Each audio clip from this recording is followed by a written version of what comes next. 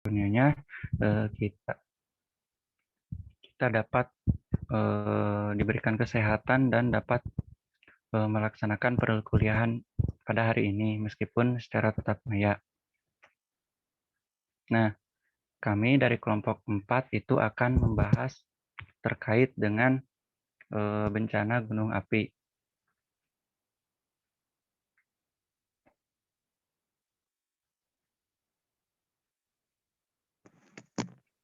Kami dari kelompok 4 terdiri dari anggota kelompok. Saya sendiri Ritya Nugraha sebagai moderator. Kemudian ada Firda Febriadni sebagai notulis. Kemudian ada Jody Hartantio pemateri, Nabila Azahra pemateri, kemudian Rafita Sri Rezeki sebagai pemateri, Rini Aulia sebagai operator, kemudian Selvia Hidayati sebagai pemateri. Nah, kami akan membahas sedikit mengenai bencana gunung api. Nah, seperti kita ketahui bahwa Indonesia merupakan salah satu wilayah yang berada di jalur pegunungan dan 3 lempeng, yaitu lempeng Eurasia, Indo-Australia, dan lempeng Pasifik. Nah, dengan adanya hal tersebut, tentunya memiliki morfologi dan geologi yang sangat kompleks dan rumit. Nah, salah satunya itu ada gunung api. Nah, di Indonesia sendiri itu gunung api itu ada sekitar 127, 69 yang aktif, normal sebanyak 51, tingkat waspada sebanyak 14, dan level siaga itu ada 4. Nah, untuk lebih lanjutnya akan dibahas oleh rekan saya. Yang pertama oleh Jody Hartantio. Kepadanya dipersilahkan. Terima kasih. Bismillahirrahmanirrahim. Assalamualaikum warahmatullahi wabarakatuh. Perkenalkan, nama saya Jody Hartantio. Materi pertama, saya akan menjelaskan tentang kondisi fisik dan masyarakat di wilayah bencana gunung api. Nah, seperti yang kita tahu, Indonesia ini merupakan negara yang letaknya berada di sirkum Mediterania dan sirkum Pasifik atau cincin api, yang mana jalur pegunungan gunung api membentang dari Pulau Sumatera sampai ke Kepulauan Maluku. Hampir 30% gunung api di dunia berada di Indonesia. Karakteristik setiap gunung api di Indonesia itu berbeda-beda ya. Tapi secara umum tipenya itu ada yang intermediate. Karena letaknya ini di batas subduksi lempeng samudra dan lempeng benua. Vulkanolog Indonesia mencatat bahwa menurut sejarah letusannya ada 3 tipe gunung api di Indonesia, yaitu tipe A atau pernah erupsi setelah tahun 1600, tipe B yang tercatat pernah meletus sebelum 1600, dan tipe C yaitu merupakan lahan Sopatra dan Pumao. Lalu hasil kajian lanjutan terhadap gunung api itu memperlihatkan perbedaan karakteristik erupsi yang secara langsung berkaitan dengan potensi ancaman bahaya letusannya. Potensi ancaman bahaya erupsi ini sangat terkait dengan keadaan bentang alam, puncak awannya, tipe dan dinamika erupsinya juga. Bentuk gunung api juga berkaitan dengan sifat kuantitas dan kualitas magma yang dihasilkannya. Kualitas magma dinyatakan dengan magma dan lautan magmatik yang tersisa saat pembekuan magma terjadi. Magma yang relatif tidak kental ini biasanya bersifat basaltis dan akan membentuk aliran Sedangkan yang kental ini cenderung membangun struktur kubah lava. Nah, next. Nah, di sini ada karakteristik gunung api di Indonesia menurut kajian geolog. Nah, yang pertama itu ada erupsi kaldera. Tipe ini berupa letusan besar dengan energi raksasa seperti Gunung Tambora dan Krakatau. Waktu yang diperlukan untuk mengulangi letusan ini sangat lama ya. Letusan ini tipenya pelinian dengan aliran piroklastik dalam jumlah yang besar. Erupsi Tambora pada 1815 menghasilkan endapan teva atau jatuhan piroklastik mencapai 150 km persegi. Aliran awan panas adalah ancaman paling besar dan rusak. karena terjadi bersamaan dengan erupsi gunung api dan punya energi mekanik. Kekuatannya juga didukung oleh gaya gravitasi luncuran di lereng sehingga bisa mencapai kecepatan lebih dari 60 km per jam dengan suhu lebih dari 800 derajat Celcius. Lalu yang kedua yaitu ada pasca erupsi kaldera. Setelah erupsi besar atau runtuhnya kawah gunung api purba, maka kaldera akan terbentuk. Kegiatan vulkanik lanjutan akan diawali oleh berkembangnya kerucut lava atau skoria di dasar kaldera ini. Pada dasarnya tipe erupsi ini adalah stromboli. Karena dapur magma sangat dangkal dengan sistem terbuka sehingga tidak ada akumulasi energi yang besar. Gunung Bromo di kaldera Bromo merupakan salah satu fenomena terciptanya kegiatan ini. Lalu yang ketiga adalah lahar merupakan istilah vulkanologi yang mengacu pada letusan Gunung Kelud pada tahun 1919. Lahar dibagi menjadi lahar letusan dan lahar hujan. Adanya danau kawah menjadi bagian penting dari adanya potensi banjir lahar. Gunung Kelud dapat mewakili tipe letusan lahar karena punya danau kawah terbuka. Begitu pula dengan Galunggung di Tasikmalaya. Lalu yang keempat ada kerucut gunung strato. Bentukan ini memiliki ciri pipa kepundan yang relatif panjang dengan satu atau lebih kolam magma dengan ketinggian lebih dari 3000 mdpl. Gunung strato punya volume pasokan magma dengan jumlah tertentu sehingga akan erupsi secara berkala atau periodik. Gunung Merapi mewakili tipe ini dengan ciri khas guguran kubah lava dengan lidah lavanya. Lalu yang kelima ada kawah tapal kuda. Kawah ini terbentuk karena longsoran bagian kawah atau tubuh gunung api yang bisa dipicu erupsi magmatik, non-magmatik, atau tidak keduanya. Gunung Papandayan ini bisa mewakili tipe ini yang mengacu pada erupsi pada tahun 1772 dan pada tahun 2002. Lalu yang keenam ada pulau vulkanik.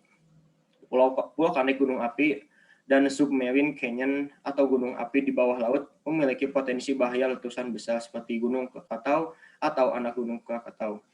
Gunung ini muncul akibat erupsi tipe Surtseyan di dasar lautan lalu muncul ke permukaan. Letusan stromboli juga berkembang dalam tipe pulau vulkanik. Erupsi longsoran besar juga dapat memicu tsunami. Next.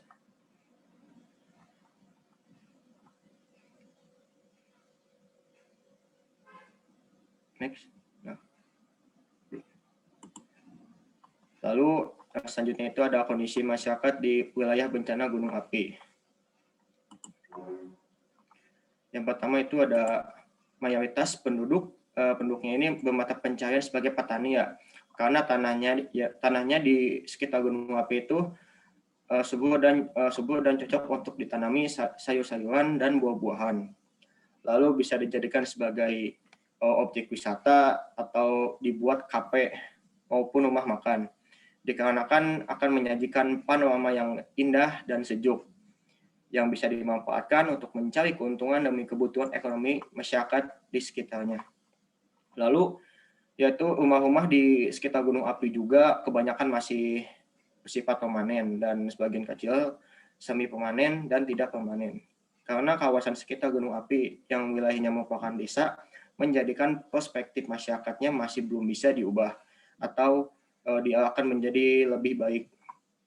Karena itu dampak yang ditimbulkan seperti kerusakan dan kerugian di sektor perumahan akan sangat besar bagi masyarakat. Rumah merupakan aset terbesar yang dimiliki oleh sebuah keluarga. Maka rumah yang telah bersifat permanen ini menjadikan keterikatan yang lebih tinggi terhadap tempat tinggal. Rasa keterikatan kepada aset ini bisa memotivasi masyarakat untuk menolak ketika dihimbau untuk meninggalkan atau memindahkan diri dari daerah yang memiliki rawan ancaman bahaya. Sekian penjelasan tentang karakteristik kondisi fisik dan masyarakat di sekitar wilayah bencana gunung api. Selanjutnya dikembalikan ke moderator. Baik, terima kasih kepada Jordi Hartantio. Selanjutnya ada pengertian gunung api akan disampaikan oleh Rafita. Kepadanya dipersilahkan. Assalamualaikum warahmatullahi wabarakatuh.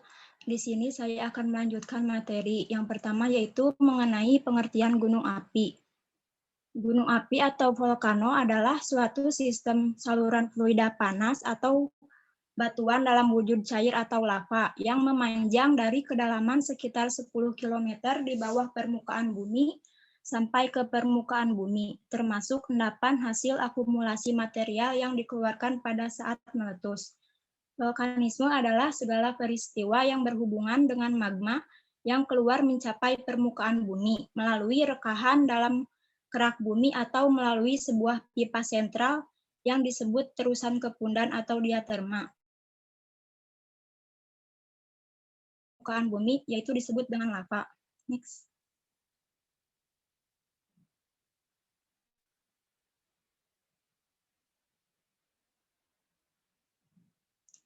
Selanjutnya yaitu proses terjadinya letusan gunung api. Gunung api terbentuk dari magma di dalam bumi.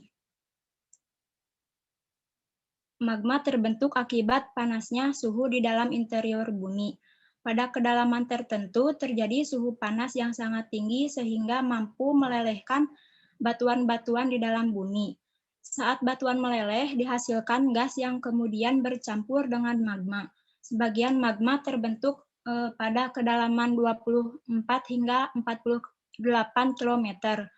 Magma yang mengandung gas sedikit demi sedikit naik ke permukaan karena masanya yang lebih ringan dibanding batuan-batuan padat di sekelilingnya. Saat magma naik, magma tersebut melelehkan batuan-batuan di dekatnya sehingga terbentuklah kabin yang besar pada kedalaman sekitar 3 km dari permukaan. Kabin magma ini merupakan gudang atau reservoir berasalnya letusan material-material vulkanik. Magma yang mengandung gas dalam kabin magma berada dalam kondisi di bawah tekanan batuan-batuan berat yang mengelilinginya. Tekanan ini menyebabkan magma meletus atau melelehkan saluran pada bagian batuan yang retak. Setelah itu, magma bergerak keluar melalui saluran tersebut menuju ke permukaan. Saat magma mendekati permukaan, kandungan gas di dalamnya akan terlepas. Gas dan magma kemudian bersama-sama meledak dan membentuk lubang yang disebut central vent atau lubang utama. Sebagian besar magma dan material vulkanik lainnya kemudian menyembur keluar melalui lubang tersebut. Setelah semburan berhenti, kawah yang menyerupai mangkuk biasanya akan terbentuk pada bagian puncak gunung api. Sementara lubang utama terdapat di dasar kawah tersebut. Setelah gunung api terbentuk, tidak semua magma yang muncul pada letusan yang berikutnya naik sampai ke permukaan melalui lubang utama. Saat magma naik, sebagian mungkin akan terpecah melalui retakan dinding atau bercabang melalui saluran yang lebih kecil. Magma yang melalui saluran ini kemungkinan akan keluar melalui lubang lain yang terbentuk pada sisi gunung atau mungkin juga akan tetap berada di bawah permukaan. Next.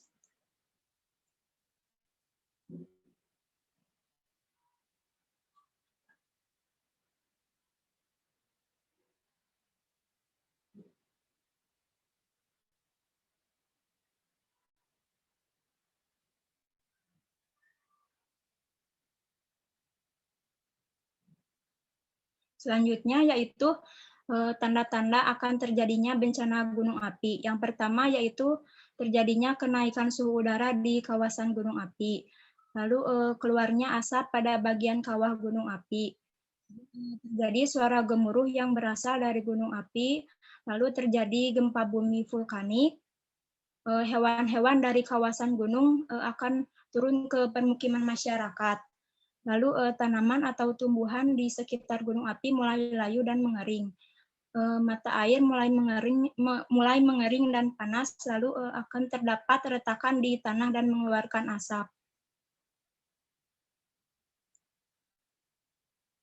Next.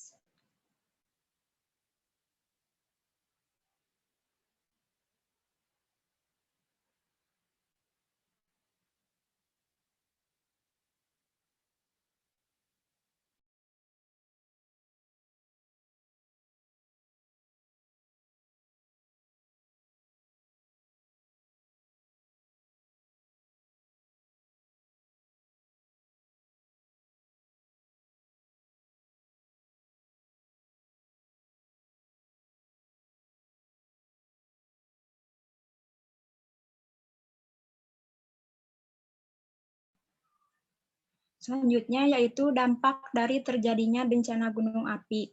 Dampak tersebut terdiri dari dua dampak, yaitu dampak primer dan dampak sekunder. Dampak primer atau bahaya utama yaitu dampak yang langsung terjadi ketika proses letusan sedang berlangsung. Di antaranya yaitu yang pertama terjadinya hujan abu vulkanik. Dampaknya akan berbahaya bagi pernafasan, kesulitan penglihatan, pencemaran sumber air bersih, dapat menyebabkan badai listrik, akan mengganggu kerja mesin dan kendaraan bermotor, merusak atap, merusak tanaman, merusak infrastruktur, dan dapat menyebabkan terjadinya kecelakaan pesawat terbang.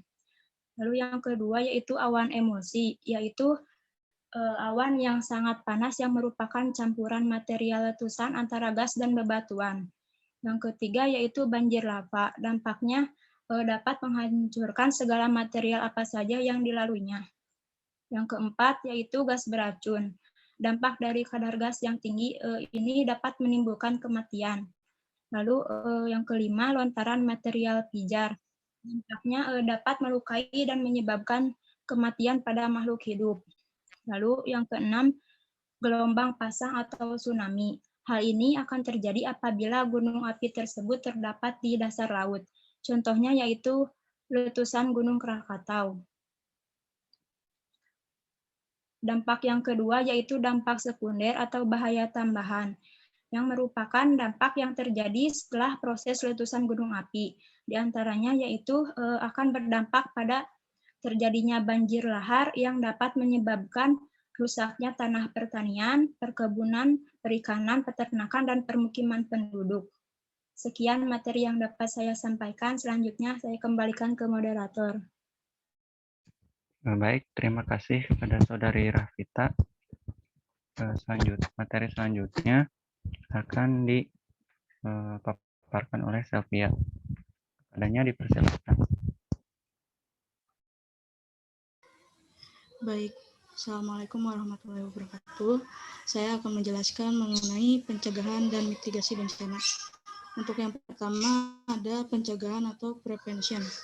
Pencegahan ini bisa dikatakan sebagai upaya untuk menghilangkan dan mengurangi kemungkinan timbulnya suatu bencana jika memungkinkan dengan meniadakan bahaya yang ditimbulkan. Namun perlu disadari bahwa pencegahan ini tidak bisa 100% efektif terhadap sebagian bencana, terlebih bagi bencana meletusnya gunung api. Lalu yang berikutnya adalah mitigasi bencana. Mitigasi bencana ini bisa diartikan sebagai upaya yang dilakukan untuk meminimalkan dampak yang ditimbulkan oleh bencana. Mitigasi bencana ini dilakukan untuk meminimalisir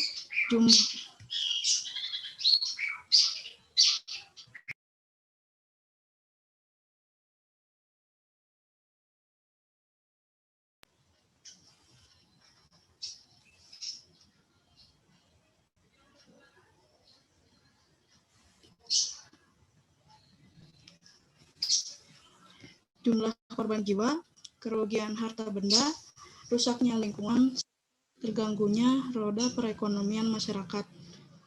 Untuk mitigasi bencana ini terdiri dari 3 fase, yaitu fase prabencana, fase saat terjadi bencana, dan fase pasca bencana. Next.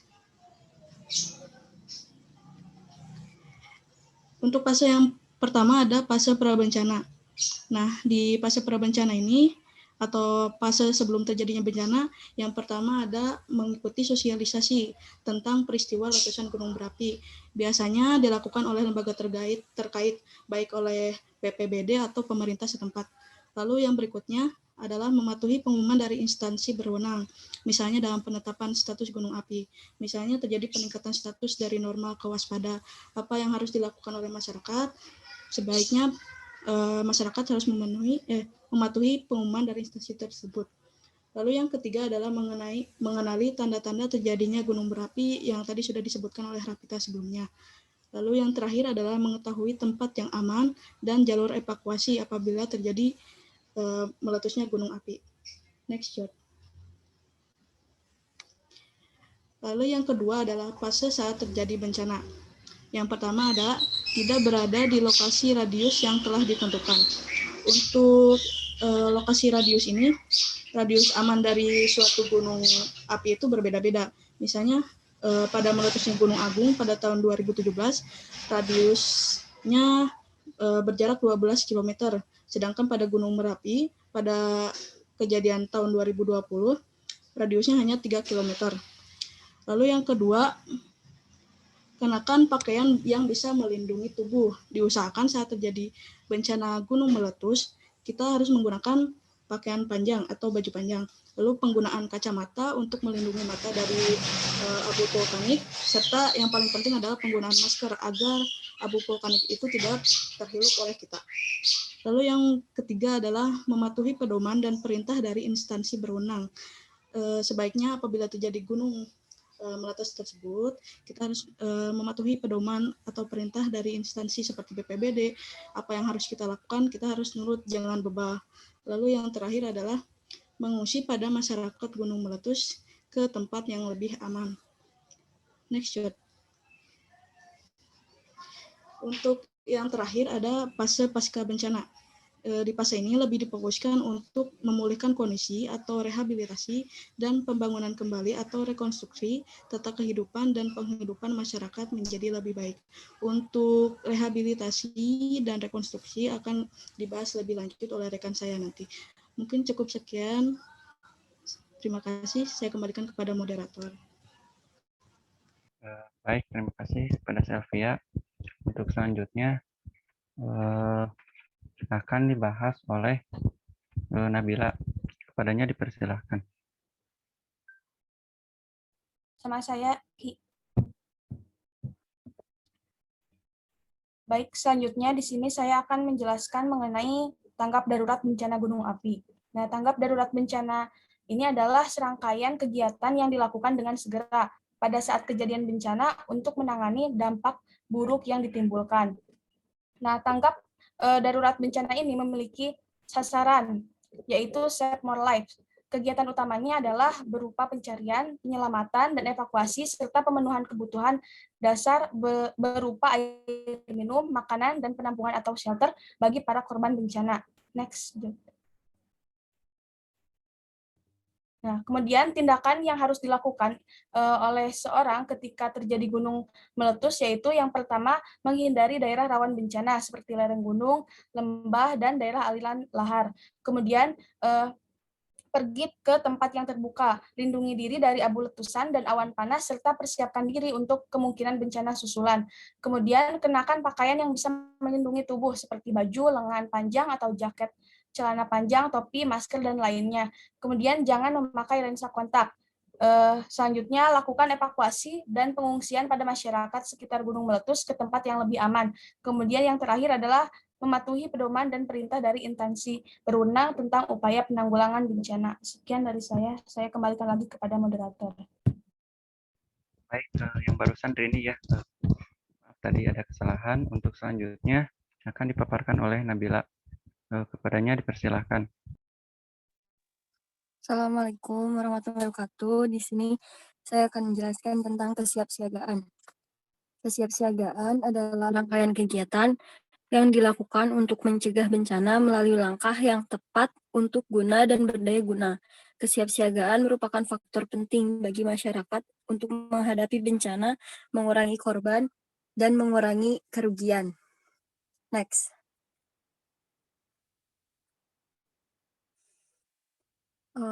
Salah satu kesiapsiagaan bencana yang sudah dilakukan oleh masyarakat di Kecamatan Salam, Kabupaten Magelang untuk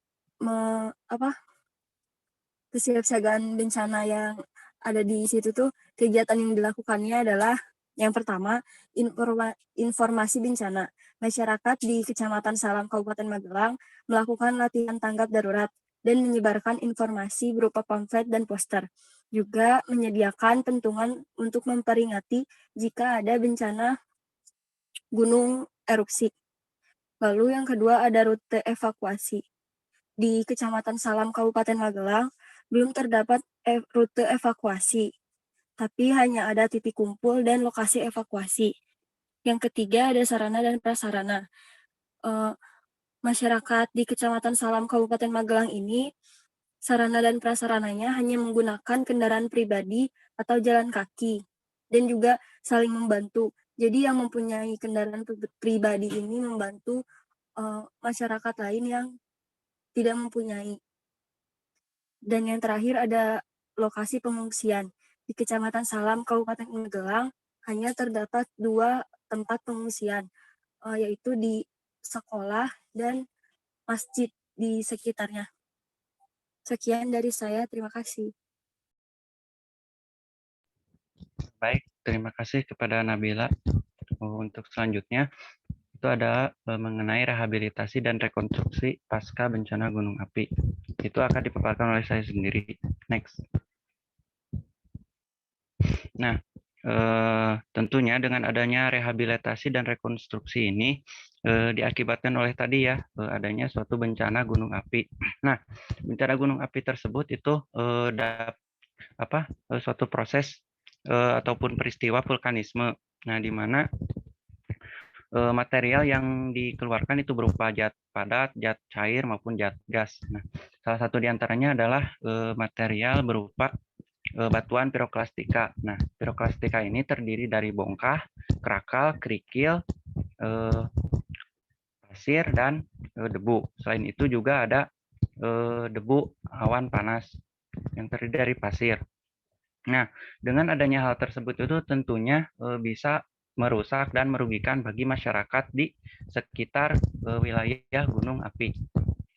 Nah, menurut KBBI, rehabilitasi itu dapat dikatakan sebagai pemulihan kepada kependudukan, mencakup keadaan nama baik yang dahulu ataupun semula. Next.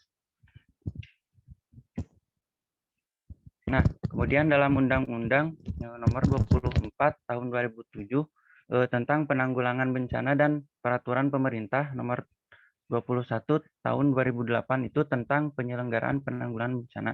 Nah, rehabilitasi itu dapat didefinisikan sebagai perbaikan dan pemulihan semua aspek pelayanan publik atau masyarakat sampai tingkat yang memadai pada wilayah pasca bencana dengan sasaran utama untuk normalisasi atau berjalannya secara wajar semua aspek pemerintahan dan kehidupan masyarakat pada wilayah pasca bencana. Nah, di sini dapat digarisbawahi bahwa rehabilitasi ini bersifat sementara gitu. Jadi ketika misalnya ada jembatan yang rusak, kemudian itu akan diperbaiki secara sementara dengan peralatan dan bahan yang ada gitu seperti besi ataupun kayu. Nah, itu tuh untuk memperlancar kegiatan evakuasi maupun aksesibilitas antar wilayah. Next.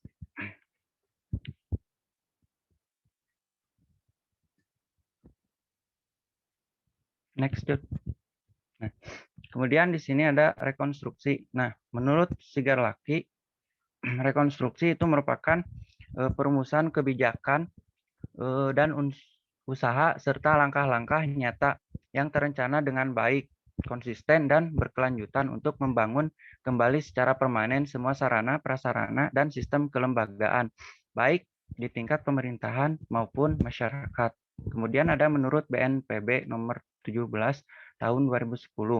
Itu menyatakan bahwa rekonstruksi adalah pembangunan kembali semua sarana dan prasarana kelembagaan pada wilayah pasca bencana, baik pada tingkat pemerintahan maupun tingkat masyarakat, dengan sasaran utama dan berkembangnya kegiatan perekonomian, sosial, dan budaya, tegaknya hukum dan ketertiban, dan bangkitnya peran serta masyarakat. Nah, di sini dari kedua definisi tersebut memiliki kesamaan, ya intinya rekonstruksi ini pembangunan kembali secara permanen gitu seperti semula dan bersifat ataupun berjangka panjang sehingga segala aspek kehidupan masyarakat itu berjalan seperti normal kembali. Next. Nah, dalam rehabilitasi dan rekonstruksi sendiri itu kan tentunya memiliki dana yang cukup besar, bahkan sangat besar gitu. Nah, di sini pun pemerintah sudah mengatur dasar hukum mengenai pengelolaan dana bencana alam, yaitu pada Peraturan Pemerintah Nomor 22 Tahun 2008 tentang pendanaan dan pengelolaan bantuan bencana. Menurut pasal 3 itu meliputi sumber dana penanggulangan bencana. Nah, sumber dana ini biasanya didapatkan dari APBN, APBD, dan atau masyarakat itu sendiri. Kemudian yang kedua itu ada dana penanggulangan bencana. Nah, dana penanggulangan bencana ini biasanya dilaksanakan oleh pemerintah pusat, pemerintah daerah, baik itu BNPB ataupun BPBD. Kemudian yang ketiga itu ada pengelolaan bantuan bencana. Nah, ini tuh berkaitan dengan penyediaan dan pemberian bantuan kepada korban bencana, baik itu dalam bentuk santunan, pinjaman, maupun bantuan pemenuhan kebutuhan dasar. Nah, kemudian yang keempat itu ada pengawasan, pelaporan dan pertanggungjawaban pendanaan dan pengelolaan bantuan bencana. Nah, pemerintah pusat, pemerintah daerah, baik itu BNPB ataupun BPBD, sesuai dengan kewenangannya melaksanakan pengawasan terhadap pengelolaan dana bantuan penanggulangan bencana. Nah, kemudian selain itu ada juga pelaporan. Nah, biasanya pelaporan ini dilaksanakan maksimal 3 bulan setelah masa tanggap darurat.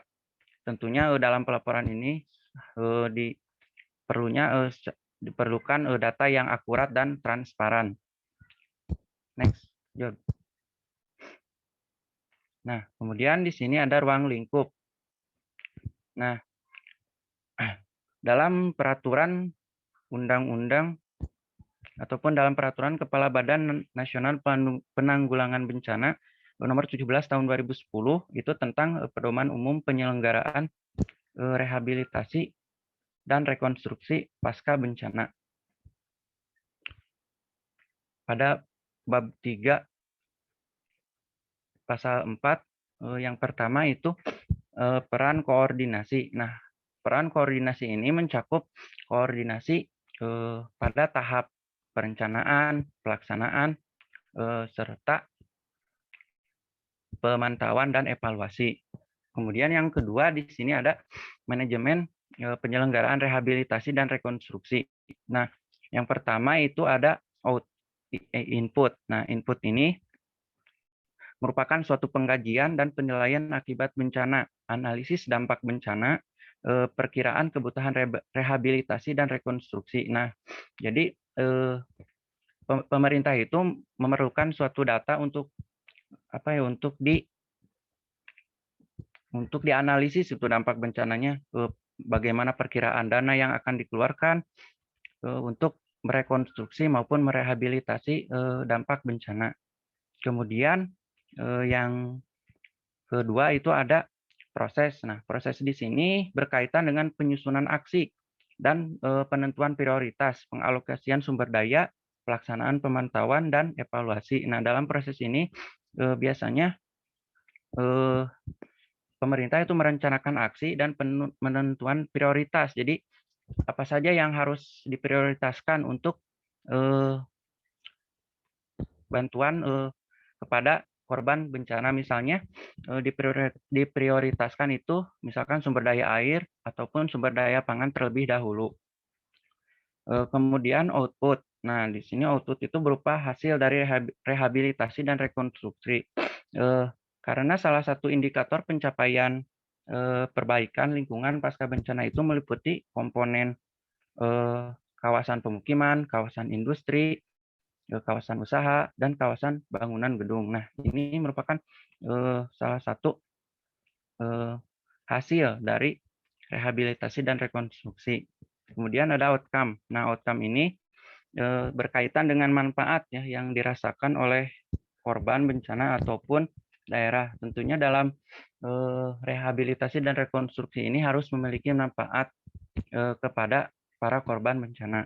Kemudian ada impact. Nah, impact ini merupakan salah satu pencapaian rencana pembangunan daerah dan nasional. Next.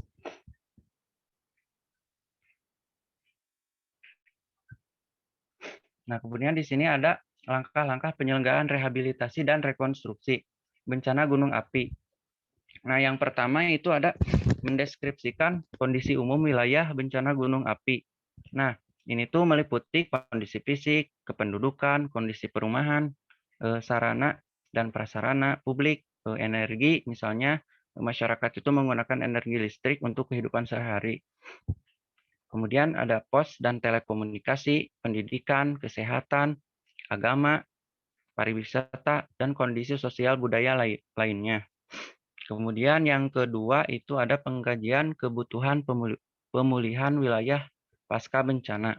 Nah, ini tuh berkaitan dengan kronologis aktivitas gunung api. Misalnya data aktivitas dari waktu ke waktu, misalnya status dari normal sampai status awas. Nah, itu tuh sangat penting bagi masyarakat. Nah, data tersebut biasanya didapatkan dari Balai Penyelidikan dan Pengembangan Teknologi Pegunungan, Pusat Vulkanologi dan Mitigasi Bencana Geologi. Nah, dalam pengkajian ini tentunya sangat penting bagi masyarakat untuk berjaga-jaga agar tidak kembali merusak kembali gitu. Kemudian di sini ada prinsip. Prinsip ini berkaitan dengan kebijakan dan strategi rehabilitasi dan rekonstruksi wilayah pasca bencana. Tentunya pemerintah di sini menentukan kebijakan dan strategi tertentu sesuai dengan keadaan wilayahnya. Yang keempat, di sini ada penyelenggaraan rehabilitasi dan rekonstruksi, meliputi proses perencanaan, pelaksanaan, pengendalian, pendanaan, kelembagaan, pelaksanaan rehabilitasi dan rekonstruksi, serta pemulihan berbasis mitigasi bencana. Nah, kemudian ada kajian pemulihan. Nah, di sini tuh pemerintah pemulihan itu mencakup aspek kemanusiaan, yaitu terdiri dari sosial psikologis, pelayanan kesehatan, pelayanan pendidikan, rekonsiliasi ataupun konflik, resolusi konflik, kemudian ada keamanan dan ketertiban. Kemudian ada juga partisipasi dan peran serta lembaga dan organisasi kemasyarakatan. Nah, itu tuh aspek kemanusiaan. Kemudian ada aspek perumahan dan pemukiman. Nah, itu meliputi lingkungan daerah bencana gunung api, pemberian bantuan perbaikan rumah masyarakat dan sarana sosial masyarakat. Kemudian ada aspek infrastruktur. Nah, infrastruktur ini meliputi kerusakan pada infrastruktur suatu wilayah, meliputi sarana prasarana, transportasi darat, misalnya jalan dan jembatan. Selain itu, infrastruktur sumber daya air juga tidak kalah penting. Kemudian di sini ada aspek ekonomi. Nah, ini juga salah satu hal yang penting karena aspek ekonomi ini mengkaji tentang dampak yang ditimbulkan terhadap kegiatan perekonomian yang ada di kawasan bencana gunung api. Nah, misalnya pada suatu wilayah tertentu diperkirakan membutuhkan berapa miliar misalkan. Nah, itu tuh untuk mendukung pemulihan kembali subsektor pertanian, perikanan, UKM, dan koperasi, pariwisata maupun perdagangan. Yang selanjutnya ada aspek sosial. Nah, aspek sosial ini meliputi infrastruktur kesehatan dan lain sebagainya. Kemudian ada aspek lintas sektor. Nah, lintas sektor ini berkaitan dengan infrastruktur ataupun sarana prasarana yang berkaitan dengan pemerintahan, misalnya kantor desa ataupun pelayanan administrasi publik lainnya. Next.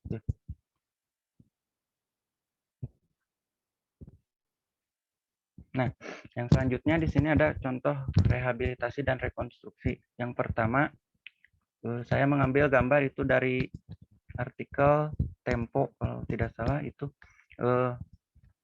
Dalam judulnya itu Duit Rekonstruksi Bencana Merapi Terancam Hangus. Nah, pada fenomena tersebut merupakan bencana gunung api pada tahun 2012.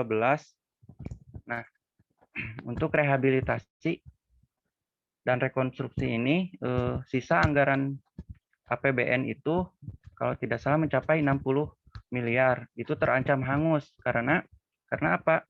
Karena di situ masyarakat ataupun warganya pada kawasan rawan bencana tingkat 3 itu menolak untuk direlokasi. Nah, di sini itu merupakan salah satu masalah yang dihadapi oleh pemerintah. Nah, mungkin untuk pemerintah sendiri harus lebih memperhatikan cara untuk meyakinkan masyarakat untuk bisa merelokasi fenomena tersebut. Kemudian yang kedua itu ada Gunung Kelud. Nah, pada program rehabilitasi dan rekonstruksi Gunung Kelud itu menurut Gubernur Jawa Timur kalau tidak salah pada waktu itu tahun 2014 itu sekitar 100 miliar. Nah, tujuan utamanya itu untuk bangunan penduduk yang rusak akibat erupsi. Ada 3 hal utama dalam penanganan di Gunung Kelud, yakni rehabilitasi bangunan warga, kemudian perbaikan instalasi listrik, dan penyediaan air bersih. Nah, perbaikan rumah-rumah penduduk itu dilakukan oleh TNI, kepolisian, dan beberapa ahli teknik sipil dari Universitas Brawijaya. Mungkin sekian presentasi dari saya. Mohon maaf apabila ada kesalahan. Selanjutnya akan dipaparkan oleh rekan saya, yaitu Saudari Firda Febriani. Kepadanya dipersilakan. Baik, saya ucapkan terima kasih kepada moderator yang telah mempersilakan saya. Bismillahirrahmanirrahim, saya Firda Febriani. Di sini saya akan memaparkan materi mengenai studi kasus bencana gunung api, yaitu Gunung Kelud yang berada di Jawa Timur. Sebelumnya mohon maaf apabila bising dikarenakan sedang ada renovasi rumah. Jadi mohon maaf apabila banyak iklan. Nah, baik, untuk letak Gunung Kelud itu berdasarkan letak aslinya terletak di 7 derajat 56 menit lintang selatan dan 112 derajat 18 menit 30 detik bujur timur. Nah, sedangkan menurut letak geografisnya itu, Gunung Kelud berada di kawasan 3 administrasi, yaitu berbatasan langsung dengan Kabupaten Kediri, Kabupaten Blitar, dan Kabupaten Malang yang berada di Provinsi Jawa Timur. Nah, untuk ketinggian dari Gunung Kelud itu memiliki ketinggian sekitar 1.731 mdpl atau sekitar 5.639 kaki. Nah, dari Gunung Kelud ini termasuk dalam kategori gunung kuarter, di mana proses pembentukannya itu terjadi kurang lebih 2,6 juta tahun yang lalu. Gunung Kelud juga diapit oleh beberapa gunung api lainnya seperti Gunung Kawi dan Gunung Butak di bagian timur, serta Gunung Anjas Moro di bagian timur laut. Nah, lalu untuk lempeng pembentuk dari Gunung Kelud, seperti yang kita ketahui, Indonesia itu kan dilewati oleh cincin api dunia, atau biasa disebut sebagai Ring of Fire. Nah, Indonesia juga memiliki 3 lempeng, di mana dari adanya 3 lempeng di Indonesia itu seperti lempeng Indo-Australia, lempeng Eurasia, dan juga lempeng Pasifik, menyebabkan terbentuknya banyak gunung api dan bencana gempa bumi. Nah, terbentuknya gunung api itu disebabkan karena ada yang gunung api aktif, gunung api yang tertidur, dan juga gunung api yang sudah mati. Lalu untuk lempeng dari pembentukan sendiri adalah karena adanya proses subduksi antara lempeng Indo-Australia terhadap lempeng Eurasia di sebelah selatan Jawa. Nah, untuk Gunung Kelud ini merupakan gunung yang masuk dalam tipe kaldera. Gunung Kelud juga termasuk dalam jenis gunung api stratovulkanik, di mana memiliki salah satu ciri khas, yaitu memiliki letusan yang eksplosif. Material dari vulkanik Gunung Kelud ini dapat berupa abu, kerikil, batuan, pasir, serta bongkahan, di mana bongkahannya itu dapat berukuran sampai dengan 30 cm. Dan disertai juga dengan luncuran awan panas. Lalu untuk jarak tempuh yang dapat dicapai oleh material dari Gunung Kelud yang berupa pasir dan juga kerikil itu dapat mencapai jarak wilayah sejauh kurang lebih 20 km. Selanjutnya.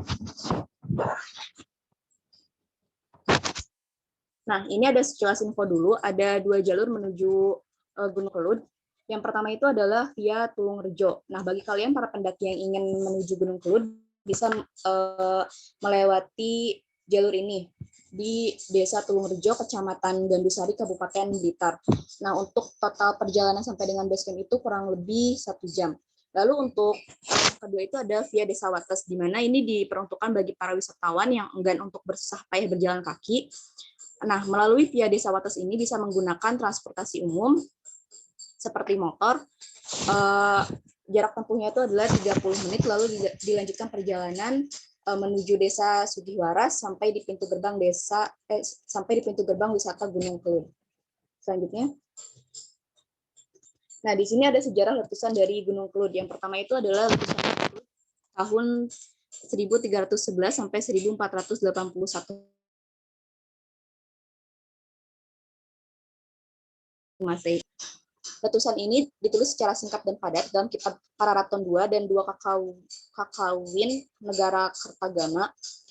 Di sini diketahui pada tahun 1308 Pasaka atau sekitar, dan peristiwa tersebut hanya berjarak 5 tahun dari peristiwa meletus tahun 1421 Masehi. Disimpulkan dari kurun waktu 1311 sampai dengan 1481 Masehi ini sekitar 1 sampai 9 kali, itu yang dicatat dalam kitab Pararaton II dan Dua Kakawin Negara Kertagama. Selanjutnya, berikutnya adalah letusan Gunung Kelut yang terjadi pada tahun 1901 sampai 1990. Yang pertama itu adalah peristiwa vulkanik pada tanggal 22 sampai 23 Mei 1901, di mana letusan Gunung Kelut ini berlangsung selama 2 jam secara terus-menerus. Awan panas ini meluncur sampai ke Kabupaten Kediri, lalu suara gemuruhnya itu yang dihasilkan dari Gunung Kelut bisa terdengar sampai di Pekalongan, Jawa Tengah. Nah, selain itu juga muntahan dari letusan Gunung Kelut pada peristiwa vulkanik di tahun 1901 ini berupa hujan abu yang mengguyur bahkan bisa sampai ke wilayah Sukabumi dan Bogor, Jawa Barat. Lalu yang kedua ada peristiwa vulkanik pada 20 Mei 1919, di mana pada tahun ini terjadi korban jiwa atau menghancurkan sampai wilayah seluas 1.700 km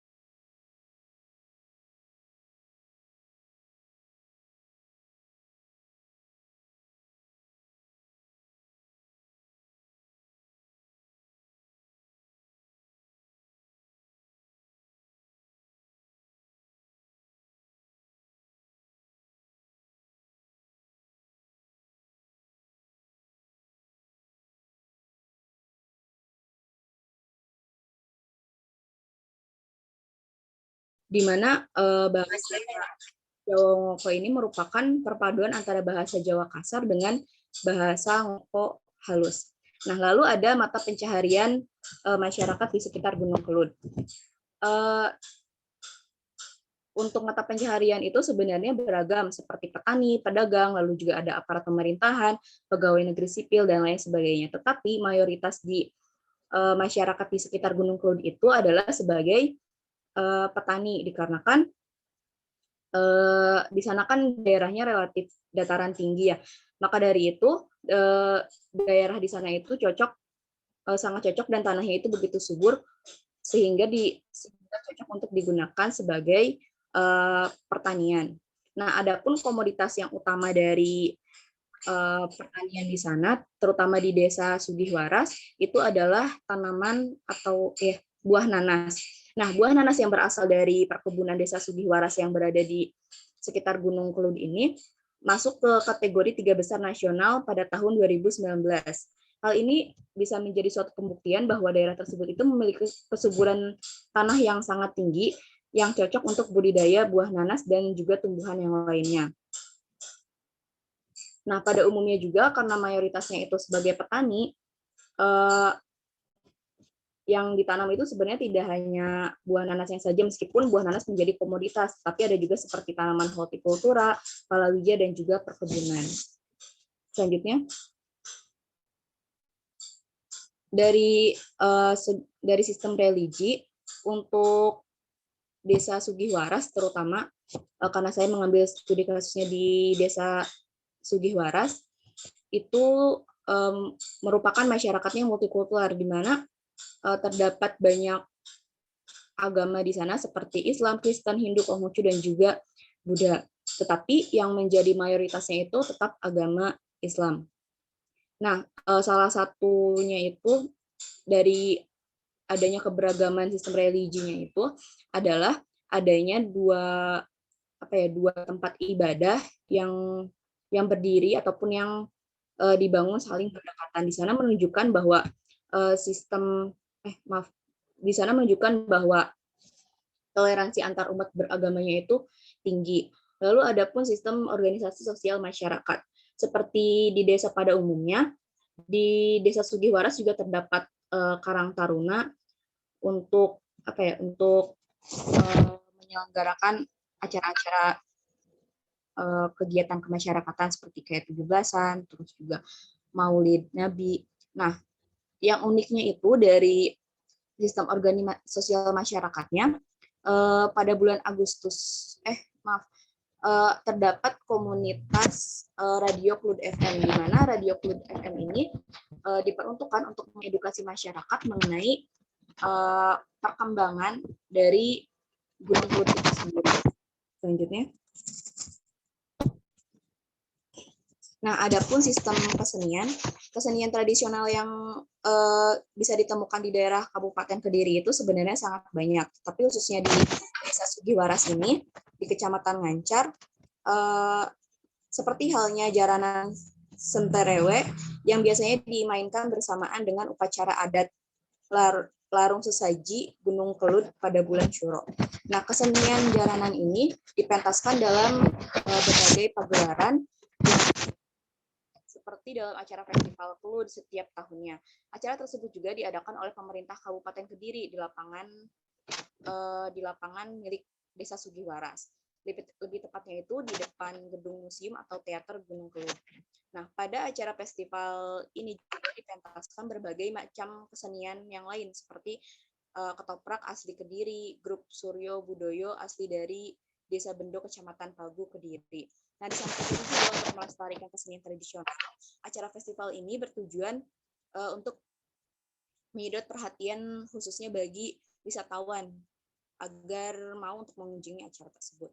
Lalu ada sistem pendidikan, seperti pendidikan di Indonesia pada umumnya, untuk rata-rata pendidikan anak sekolah di sekitar Gunung Kelud itu, mereka rata-rata menempuh pendidikan sampai dengan sekolah tingkat menengah. Hal ini juga berpengaruh pada mata pencaharian yang dimiliki oleh masyarakat setempat. Gitu. Maka dari itu, banyak masyarakat di sekitar Gunung Kelud itu yang berprofesi sebagai petani dan juga pedagang. Selanjutnya, adapun mitigasi bencana masyarakat di Gunung Kelud, yang pertama itu adalah peranan tokoh masyarakat, terutamanya itu lingkungan keluarga. Mengapa? Di sini karena kan keluarga memiliki peran yang utama dan pertama yang menjadi tempat bersosial seorang anak gitu. Jadi untuk mengenalkan mitigasi bencananya itu adalah yang pertama lewat keluarga. Misalnya keluarga itu memberitahukan kepada anak bahwa di daerah tersebut itu yang menjadi yang menjadi mayoritas, tetapi yang menjadi bencana yang paling dominan di daerah tersebut itu apa? Misalnya karena kan di daerah sana ada gunung, yaitu Gunung Kelud, berarti diberitahukan kepada si anak itu bahwa di sini ada Gunung Kelud dan berarti nantinya itu bencana yang paling dominan adalah letusan dari Gunung Kelud itu sendiri, ataupun bisa mengenalkan bencana lainnya seperti gempa bumi. Nah, nantinya di lingkungan keluarga itu diberitahukan bagaimana cara menyelamatkan diri ketika ada bencana gempa bumi ataupun cara meloloskan diri dari bencana letusan gunung api seperti itu. Nah, adapun radio komunitas. Di sini tujuan dibentuknya radio komunitas itu adalah sebagai media penghubung yang menyajikan informasi dan permasalahan secara umum. Lalu mengembangkan budaya komunikasi antar masyarakat yang lebih beragam serta mampu menjadi fasilitator ketika terjadi suatu permasalahan dengan sudut pandang masyarakat setempat. Nah, selain itu juga bisa untuk mengedukasi kepada masyarakat dan memberikan informasi mengenai perkembangan dari Gunung Kelud itu sendiri. Misalnya, Gunung Kelud saat ini berstatusnya apa, siaga, awas, ataupun apa, itu bisa di-share melalui radio komunitas yang ada di Gunung Kelud. Lalu yang ketiga ada bentuknya komunitas Jangkar Kelud. Nah, komunitas ini bekerja sama dengan BPBD setempat, di mana mereka ini melakukan koordinasi dengan BPBD setempat secara aktif dan berkelanjutan dalam hal penanganan ketika terjadi bencana. Nah, komunitas ini pertama kali diketuai oleh Mbah Darmo dan terbentuk itu pada tahun 2007. Komunitas Jangkar Kelud ini memiliki peran dalam memperkuat lembaga pelaksanaan serta kapabilitas dalam program mitigasi bencana dengan menyelenggarakan berbagai pelatihan dalam memperkuat penanggulangan bencana, sehingga mereka berpikir bahwa adanya komunitas Jangkar Kelud yang berkomunikasi langsung ataupun bekerja sama langsung dengan BPBD ini mampu untuk meminimalisasi ketika terjadi bencana nanti. Jadi nanti masyarakat itu diedukasi tentang mitigasi bencana untuk bencana gunung api, sehingga pada saat terjadi bencana itu masyarakat tidak bingung harus lari kemana, jalur evakuasinya kemana, seperti itu. Mungkin itu materi yang dapat saya sampaikan, kurang lebihnya mohon maaf. Terima kasih, saya kembalikan kepada moderator. Baik, terima kasih kepada Saudari Firda yang telah memaparkan materi terakhir dari presentasi pada kali ini. Untuk selanjutnya mungkin akan dibuka sesi tanya jawab. Nah, untuk teknisnya sendiri itu bisa langsung di-unmute ataupun melalui kolom chat. Nah, itu dibatasi terlebih dahulu 3 pertanyaan. Nah, untuk Firda sebagai nutulis, tolong juga ya untuk dituliskan setiap pertanyaan. Terima kasih.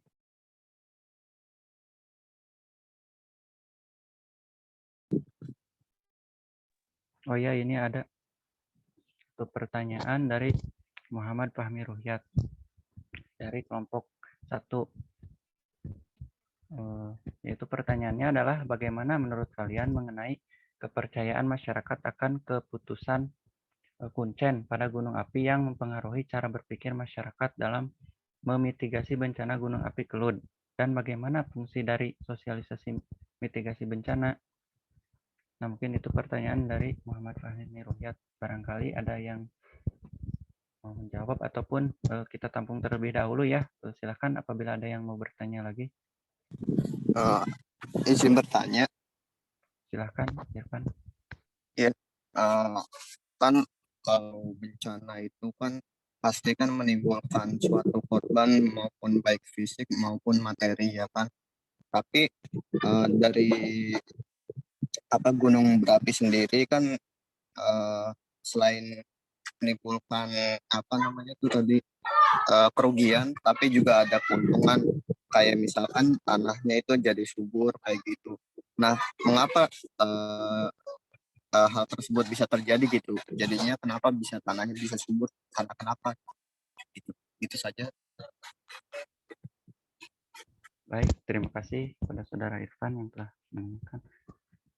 Mungkin pada intinya pertanyaannya adalah selain dari menyebabkan dampak negatif itu, juga menyebabkan dampak positif. Salah satunya tanah subur gitu ya. Apa yang menyebabkan hal tersebut gitu ya, Van ya. Kemudian ada satu Iya, lagi Rif. yang di kolom chat dari Muhammad Syauqi Taufikur Rahman. Kelompok bencana sosial izin bertanya pada manajemen penyelenggaraan rehabilitasi dan rekonstruksi terdapat proses yang di dalamnya terdapat penentuan prioritas. Yang ingin saya tanyakan, aspek apa yang sangat diprioritaskan untuk memulihkan kembali keadaan pada terdampak bencana gunung api. Juga apabila terdapat pemukiman yang tidak sesuai dengan tata ruang daerah, kemudian terdampak gunung api, apakah daerah tersebut dilakukan rehabilitasi dan rekonstruksi atau diarahkan untuk pindah ke tempat yang lebih aman? Nah, silakan barangkali dari teman-teman apabila ada yang mau menjawab. Maaf ya, tunggu.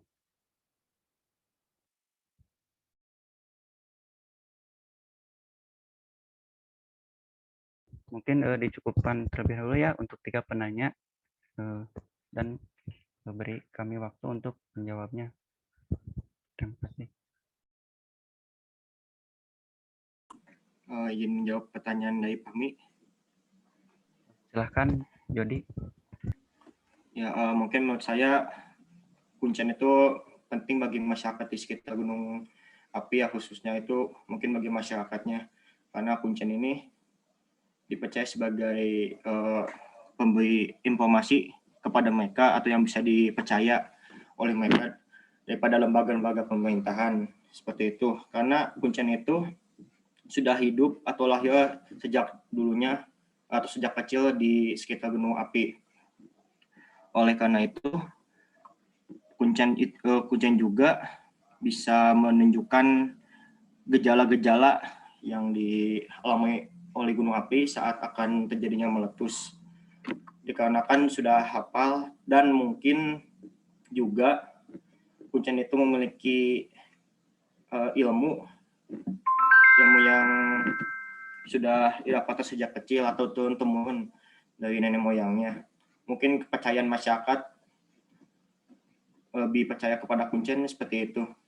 Itu pendapat dari saya.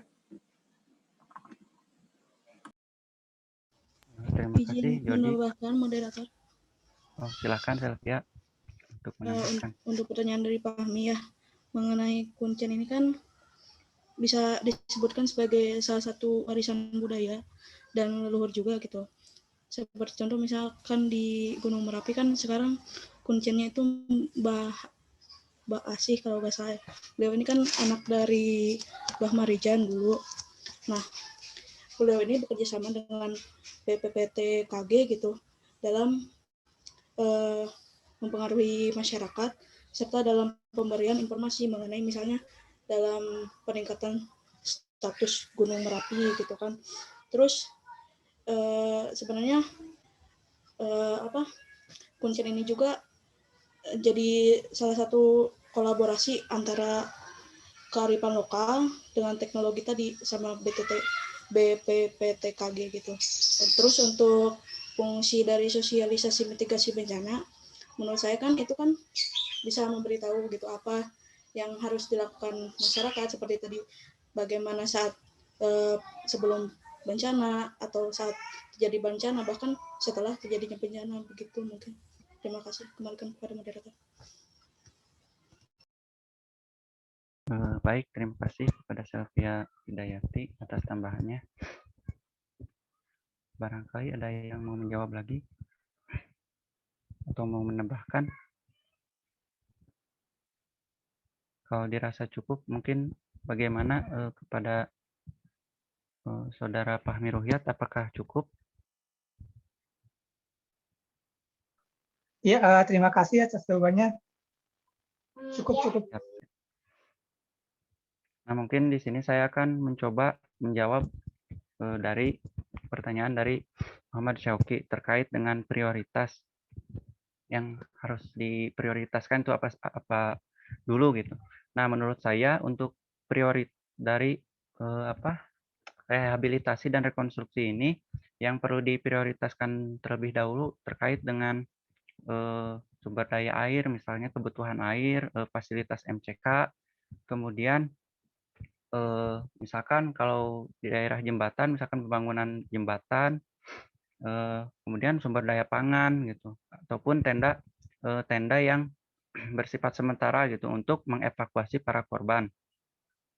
Nah, juga apabila terdapat pemukiman yang tidak sesuai dengan tata ruang daerah, kemudian terdapat gunung api, apakah daerah tersebut dilakukan rehabilitasi dan rekonstruksi atau diarahkan untuk pindah ke tempat. Nah, di sini juga pemerintah membuat peta gitu terkait dengan wilayah apa saja yang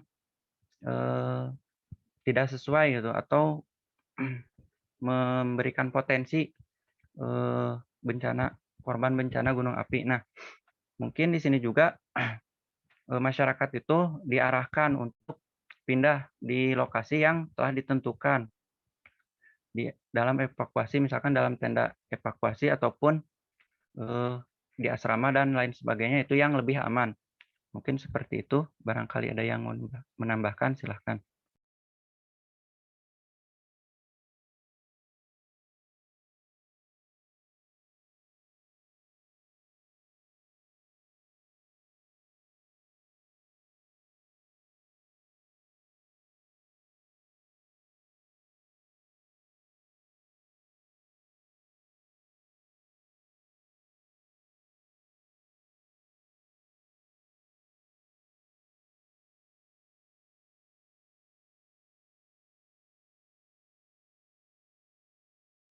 Ya, mungkin kalaupun tidak ada yang menambahkan, bagaimana Syauqi, apakah dicukupkan atau bagaimana? Maaf, tadi di pertanyaan keduanya di sayanya suaranya tertutup, putus-putus Ki.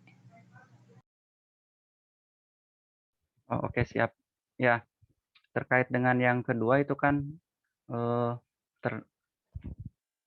juga apabila terdapat pemukiman yang tidak sesuai gitu dengan tata ruang daerah, kemudian terdampak, ya tentunya kan di sini pihak pemerintah juga membuat atau memetakan daerah mana saja yang terdampak ataupun berpotensi terdampak bencana. Nah, di sini tuh pasti lembaga terkait ataupun pemerintah itu mengarahkan gitu masyarakat untuk pindah ke daerah tempat yang lebih aman gitu. Misalkan dalam satu tenda ataupun asrama. Mungkin itu. Ki, gimana? Ya, baik. Terima kasih Rizky. Siap.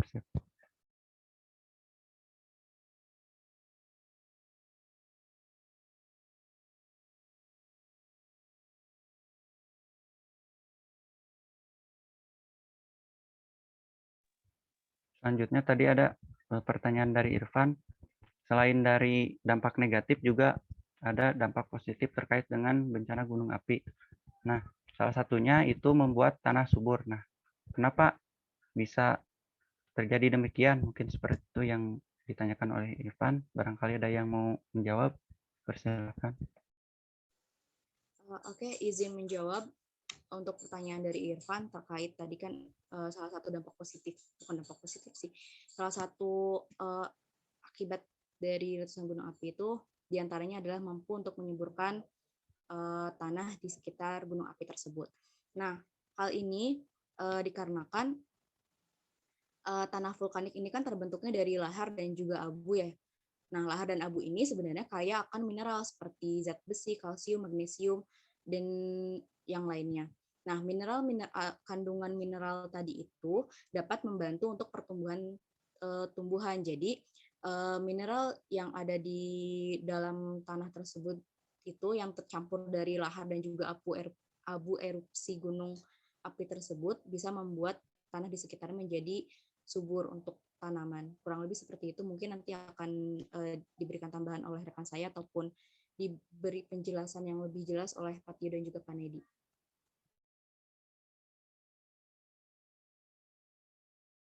Baik, terima kasih Kakak atas jawabannya. Barangkali ada yang mau menambahkan, silahkan.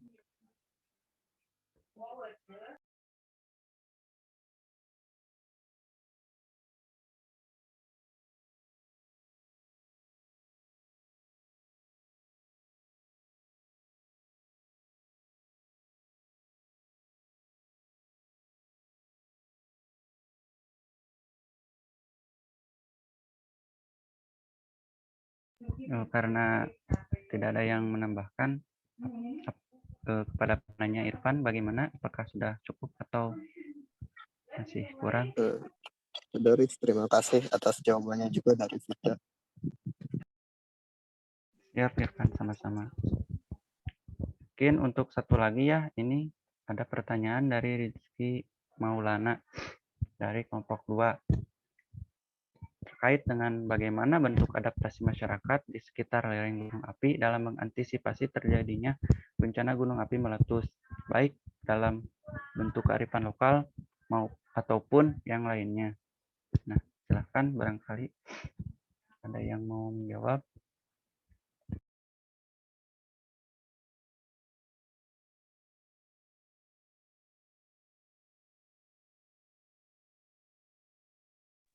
Oke, saya akan mencoba menjawab pertanyaan dari Rizky Maulana ya. Tadi itu terkait dengan apa sih? Adaptasi masyarakat di sekitar lereng gunung.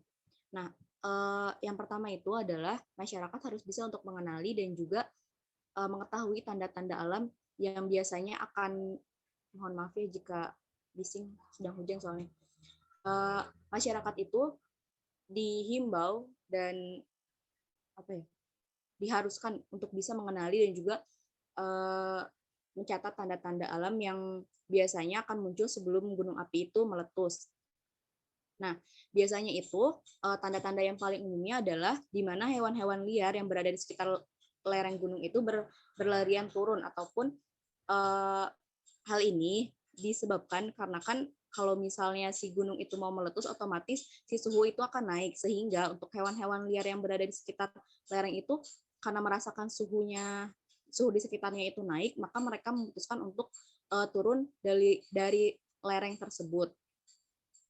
Lalu yang kedua itu biasanya mengeluarkan suara keras yang sebelumnya itu tidak pernah ada gitu. Misalnya ada suara gemuruh di dalam perut gunungnya itu. Nah, si suara ini tuh sebelumnya nggak pernah ada. Kan kalau misalnya kayak suara dari runtuhan akibat longsor ataupun yang lain itu kan udah biasa, tapi ini jenis suaranya itu berbeda. Lalu juga biasanya tercium bau aneh seperti bau belerang gitu. Dan baunya itu sangat menyengat karena memang aktivitas gunung apinya itu sedang naik jika akan meletus. Lalu juga mata air di sekitar lereng gunungnya itu akan menjadi kering, serta tumbuhan di sekitar gunung itu biasanya akan layu atau bahkan mati. Mungkin itu yang bisa saya jawab untuk pertanyaan Rizky Maulana. Jadi intinya masyarakat itu harus mengenali terlebih dahulu ciri-ciri ataupun tanda-tanda gunung api ketika akan meletus gitu, sehingga ketika misalnya ada beberapa tanda dari gunung api itu akan meletus, masyarakat harus sudah waspada seperti itu. Terima kasih. Baik, terima kasih kepada Firda atas jawabannya. Barangkali ada yang mau menambahkan dari teman-teman. Silahkan.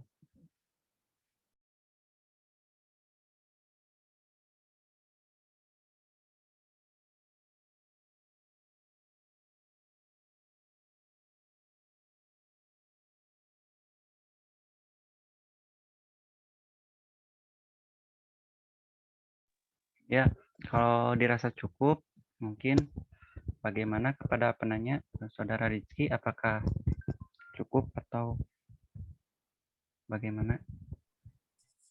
Ya, cukup Rizky Nugraha. Jadi kan salah satu bentuknya ya adaptasi masyarakat itu dalam waspadaan mereka terhadap ciri-ciri gunung api yang akan meletus.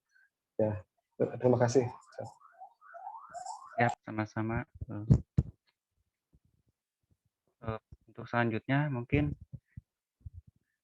untuk pertanyaan dicukupkan terlebih dahulu, mungkin terkait dengan waktu yang makin mepet.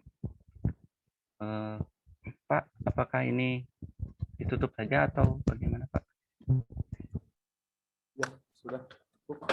Mungkin dibahas dulu ya sama Pak Nedi dan sama saya.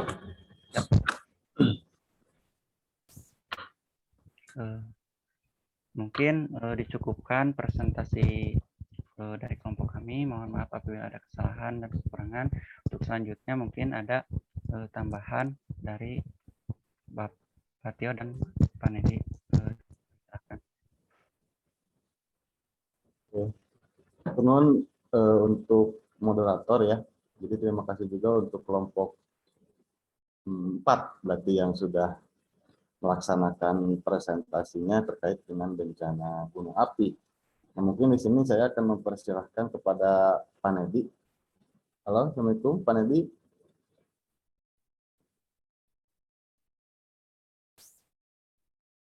Pak Nedi masih bergabung, Pak?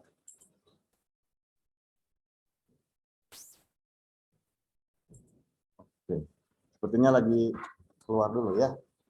Sebelum Pak Nedi mungkin saya dulu saja. Saya ingin sedikit mereview saja terkait materi terutama ya, kemudian ke pertanyaan yang barusan diutarakan oleh rekan-rekan dari kelompok yang lain. Terkait materi saya rasa sudah cukup lengkap sesuai dengan apa yang saya harapkan. Jadi secara cakupan materi, kemudian sistematika penulisannya dalam artian setiap elemennya itu ada gitu kan, dari mulai kesiapsiagaan, tanggap darurat sampai rekonstruksi dan rehabilitasi juga sudah tercantum. Dan yang paling penting seperti yang minggu kemarin yang sudah saya sampaikan, pemaparannya sudah agak sedikit berwarna lah gitu kan, daripada yang kelompok ketiga di minggu kemarin yang tidak ada gambarnya gitu. Jadi saya rasa itu menjadi poin lain dalam hal penilaian yang nanti akan saya buat dan Pak Nedi. Jadi istilahnya semakin banyak ilustrasi akan semakin gampang untuk kita cerna setiap materi yang sudah diberikan. Mudah-mudahan masih sama konsepnya seperti itu ya. Oke, itu terkait dengan pemaparan. Kemudian saya akan membahas terkait dengan pertanyaan. Nah, tadi Fahmi bertanya, kuncen gunung api itu seperti apa ya? Saya baca dulu pertanyaannya, takutnya saya keliru menjawabnya. Bagaimana menurut kalian mengenai kepercayaan masyarakat akan keputusan kuncen pada gunung api yang mempengaruhi cara berpikir masyarakat dalam memitigasi bencana? Sebetulnya yang dia tanya itu Gunung Kelud ya, tapi tadi dijawabnya secara umum. Gak apa-apa lah. Saya rasa hampir di seluruh Indonesia yang ada kuncennya itu pemikirannya hampir mirip-mirip. Dan bagaimana fungsi dari sosialisasi mitigasi bencana.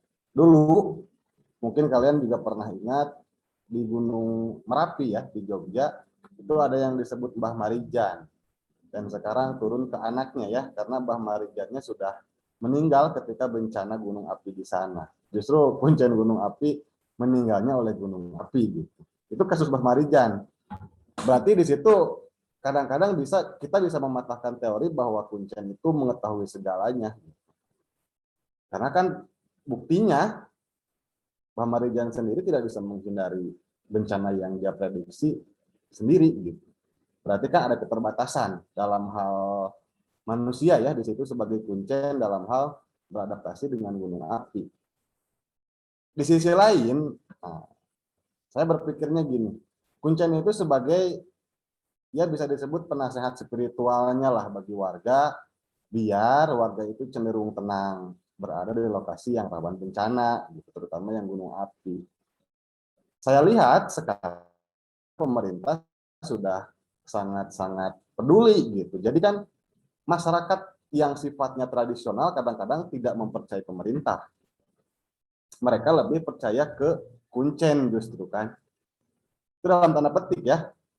Karena kan rata-rata masyarakat di sekitar pegunungan itu seperti itu. Mereka cenderung masih tradisional dan mereka sangat percaya ke kuncen daripada anjuran pemerintah. Makanya pemerintah saya lihat akhir-akhir ini gebrakannya sudah mulai oke. Jadi masyarakat merangkul kuncen-kuncen yang ada di tempat-tempat atau di gunung api yang berpotensi terjadi bencana.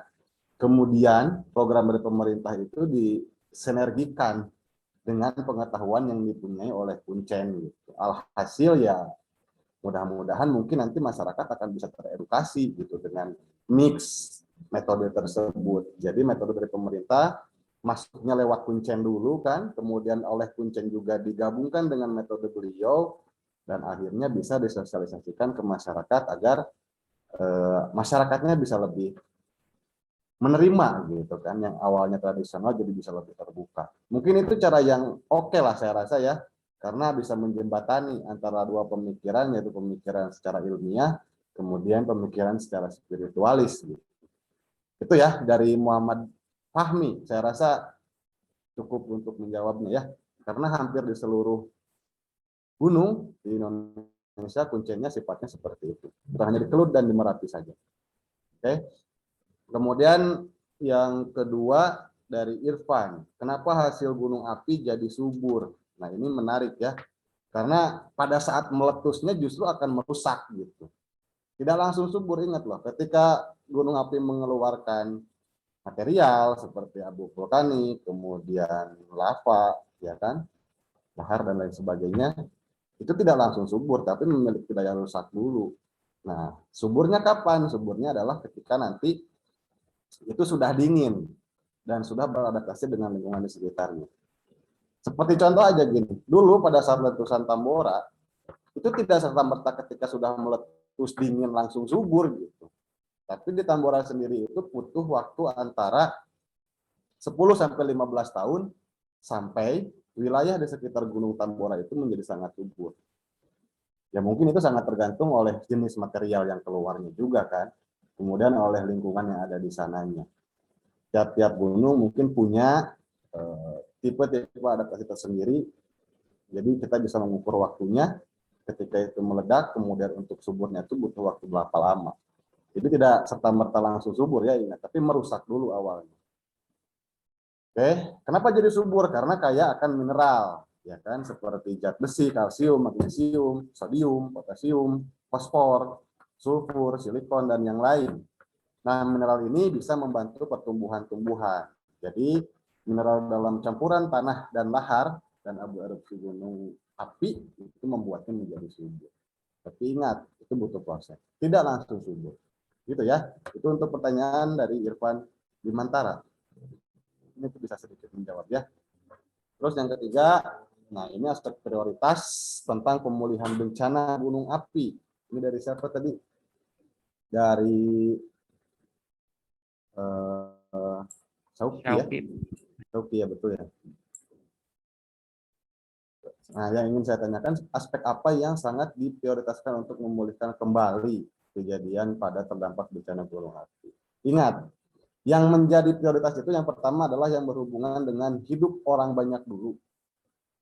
Misal, ada pilihan nih, apakah kita mendirikan jembatan dulu yang hancur, atau mengadakan air bersih dulu? Gitu. So, kira-kira apa pilihannya? Jembatan dulu apa air bersih dulu gitu? Kalau kalian suruh milih nih, skala prioritas. Air bersih. Air bersih ya. Jadi atau yang lain juga saya lihat kunyemnya ya, ada air bersih katanya. Betul gitu. Jadi kalau kita lihat secara prioritas, kita dahulukan apa yang berhubungan dengan hajat hidup orang banyak dulu, yang berhubungan dengan kehidupan dan peri kehidupan dulu. Misalnya jembatan itu bisa darurat misalnya kan, tapi air bersih lebih darurat lagi gitu, karena itu berhubungan dengan hidup orang. Ini itu skala prioritas gitu.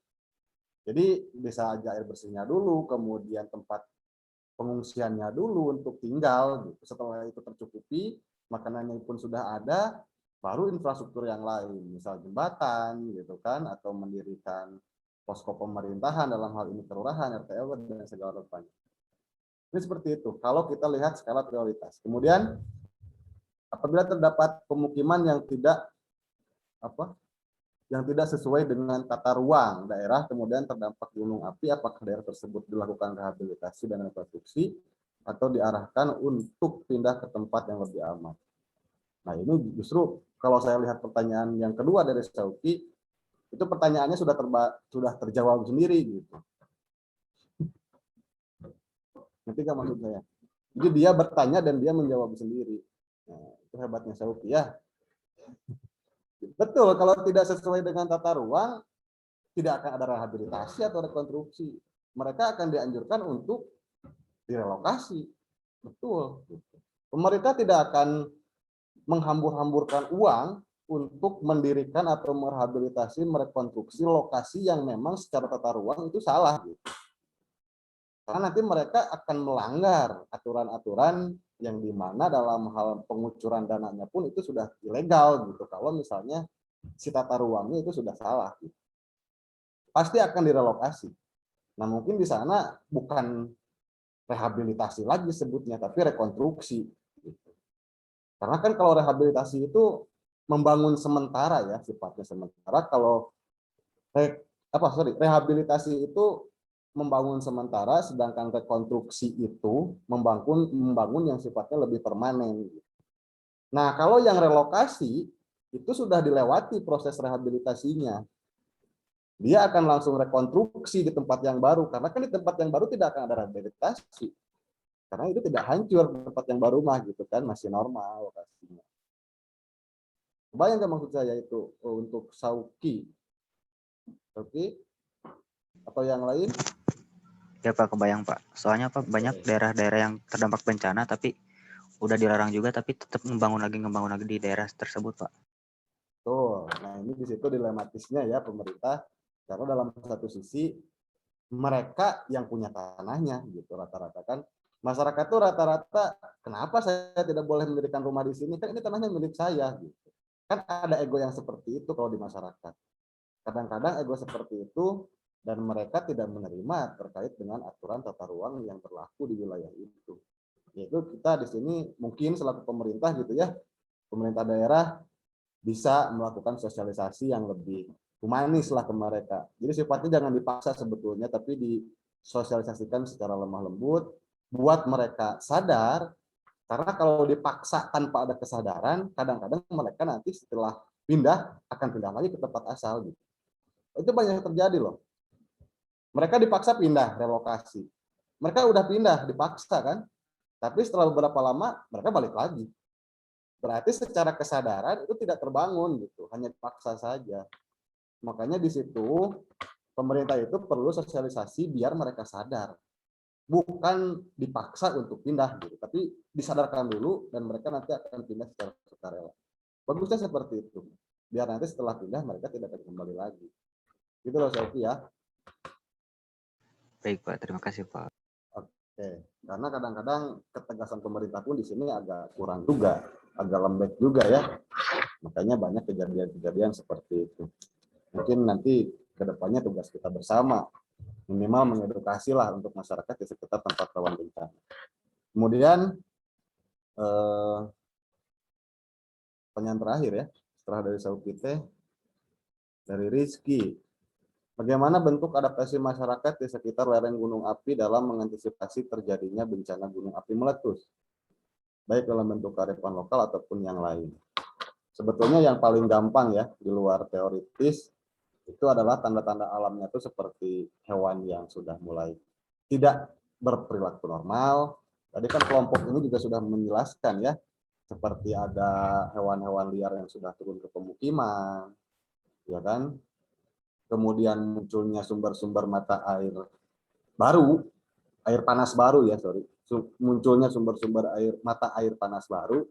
Dua hal itu aja, itu sudah menunjukkan bahwa ciri-ciri gunung api itu mau meletus dekat itu sudah muncul. Oke, misalnya tidak ada sumber mata air panas baru pun, di mata air panas, di mata air biasa kemudian menjadi panas, itu pun menjadi ciri gitu. Misalnya warga punya mata air nih, dia mata airnya dingin normal, tapi ketika itu berubah menjadi panas, nah itu pun tanda ketika gunung api akan meletus. Mungkin sederhananya seperti itu saja. Kita mengedukasi ke masyarakat pun, saya yakin masyarakat sudah tahu terkait hal itu. Oke, mungkin itu.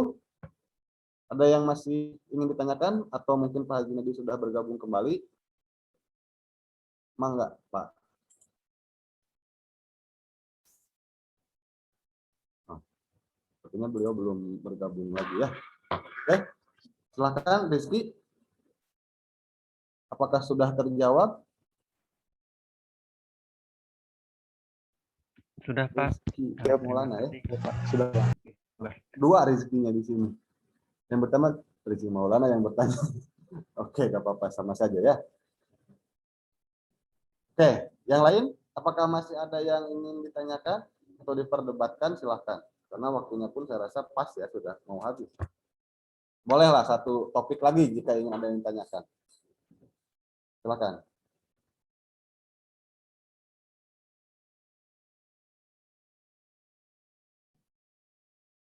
Seperti sekarang kan Galunggung sudah masuk waktu, sudah masuk masa letusan kembali ya. Karena kan gunung api itu dia punya rentang waktu letusan. Seperti gunung Anak Krakatau itu dia berapa puluh tahun sekali, kemudian gunung Tambora berapa puluh tahun sekali. Dan kalau tidak salah Galunggung itu dia 40 tahun sekali. Kalau tidak salah ya.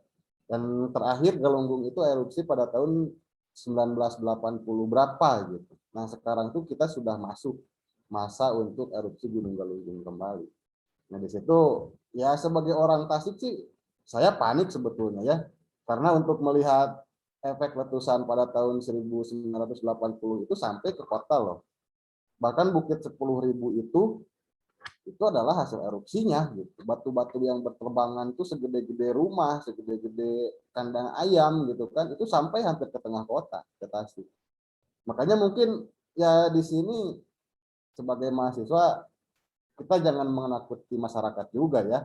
Jangan dibilang sekarang bagian letusan loh, kita harus kabur atau gimana ya, enggak juga. Tapi kita bagian untuk mengedukasi terutama bagi warga Tasikmalaya dan sekitarnya.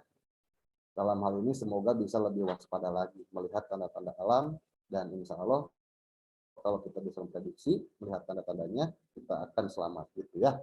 Mungkin seperti itu saja. Pak Junedi pun saya rasa tidak bergabung ya, tidak dapat bergabung kembali. Terima kasih untuk kelompok 4 yang sudah memaparkan materinya. Terima kasih juga untuk rekan-rekan yang lain yang sudah bertanya dan berpartisipasi. Silakan sebelum ditutup di screenshot dulu untuk absensi akhir ya. Silakan. Baik, dari slide pertama 1, 2, 3.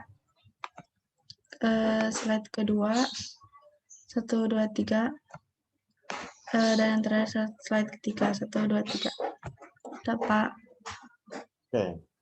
Terima kasih Aul, terima kasih untuk yang lain juga kelompok 4 ya, terima kasih. Untuk kelompok 5 minggu depan mudah-mudahan bahannya sudah lebih baik ya dari kelompok ini juga. Jadi biar bisa lebih menarik lagi. Oke, terima kasih. Assalamualaikum warahmatullahi wabarakatuh. Waalaikumsalam warahmatullahi wabarakatuh. Waalaikumsalam warahmatullahi wabarakatuh.